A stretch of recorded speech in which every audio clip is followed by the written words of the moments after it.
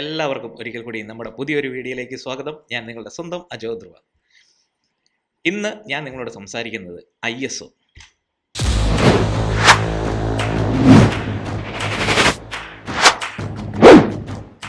എന്താണ് ISO? ഞാൻ കഴിഞ്ഞ ദിവസങ്ങളിൽ അപ്പർച്ചർ ഷട്ടർ സ്പീഡിനെ കുറിച്ചൊക്കെ നിങ്ങളോട് സംസാരിച്ചായിരുന്നു. 3 പില്ലേഴ്സാണ് എക്സ്പോഷൻ, അതായത് നമ്മളൊരു ചിത്രം എടുക്കുമ്പോഴത്തേക്കും 3 പില്ലേഴ്സാണ്. അതിൽ ഏറ്റവും ഇമ്പോർട്ടൻ്റ് ആയിട്ടുള്ള 3 പില്ലേഴ്സുകൾ അപ്പർച്ചർ, ഷട്ടർ, ISO, ഈ 3 കാര്യങ്ങൾ റിലേറ്റ് ചെയ്തിരിക്കുന്നു. ഇന്ന് ഞാൻ സംസാരിക്കുന്നത് ISOയെ കുറിച്ചാണ്. ISO എന്ന് പറഞ്ഞാൽ ഇൻ്റർനാഷണൽ ഓർഗനൈസേഷൻ ഫോർ സ്റ്റാൻഡർഡൈസേഷൻ എന്ന് പറയുന്നൊരു ഇതാണ്, സ്റ്റാൻഡർഡൈസേഷനാണ്. അത് ന്യൂമറിക്കലി, അതായത് ക്യാമറയ്ക്കുള്ളിലേക്ക് പ്രകാശം കടന്നു വരുമ്പോൾ അതിനെ ന്യൂമറിക്കലി, പണ്ട് കാലത്ത് നിങ്ങൾക്കറിയാം, പണ്ട് കാലത്ത് ഉപയോഗിച്ചുകൊണ്ടിരുന്നത് ഫിലിമുകളായിരുന്നു. ആ ഫിലിമുകളിൽ പുറകിൽ കെമിക്കൽസ് ആയിരുന്നു, അതിൻ്റെ ലെയറിങ് ആയിരുന്നു. അപ്പോൾ 100 ASA, 200 ASA, 400 അങ്ങനെ ഇതായിരുന്നു. അതിനെ ന്യൂമറിക്കലി ഒരു സ്റ്റാൻഡർഡൈസ് ചെയ്യാൻ വേണ്ടിയിട്ട് പല കമ്പനികളും ഫിലിമുകൾ ഇറക്കുന്ന പല കമ്പനികളുണ്ടായിരുന്നു. അതിനെ ഒരു ന്യൂമറിക്കലി സ്റ്റാൻഡർഡൈസ് ചെയ്യാൻ വേണ്ടിയിട്ട് ഒരു സ്റ്റാൻഡർഡൈസേഷൻ ഇൻ്റർനാഷണൽ ലെവലിൽ ഒരുക്കിയിരുന്നതാണ് ഈ ISO എന്ന് പറയുന്നത്. പ്രകാശവും കെമിക്കലുമായിട്ടുള്ള റിയാക്ഷൻ അതിനെ സ്റ്റാൻഡർഡൈസ് ചെയ്യാൻ വേണ്ടിയിട്ട് ഉപയോഗിച്ചിരുന്നതാണ്. അത് പിന്നീട് ഡിജിറ്റലിലേക്ക് വന്നു കഴിയുമ്പോഴത്തേക്ക് അത് സെൻസറുകളായി മാറുന്നു. ഇതേ ന്യൂമറിക്കൽ സാധനം തന്നെ ഈ സെൻസറുകളിലേക്കും കൊണ്ടുവരികയാണ്.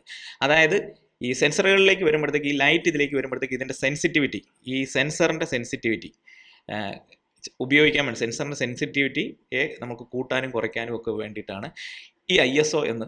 പലരും DSLR ഇപ്പോൾ ഉപയോഗിക്കുന്നവരാണ്. അപ്പോൾ ഈ ന്യൂമറിക്കലി നിങ്ങളിത് കണ്ടിട്ടുണ്ടാവും. 100 ISO 100, 200, 400, 800 ഇങ്ങനെ നിങ്ങൾ ISO വാല്യൂ ഒക്കെ കണ്ടിട്ടുണ്ടായിരുന്നു.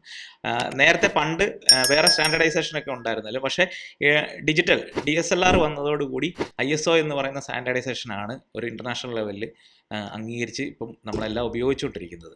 ISO കണക്ട് ചെയ്തിരിക്കുന്നത് ഞാൻ മുമ്പേ പറഞ്ഞ പോലെ അപ്പർച്ചറും ഷട്ടർ സ്പീഡും ഒക്കെ ആയിട്ട് ISO കണക്റ്റഡ് ആണ്.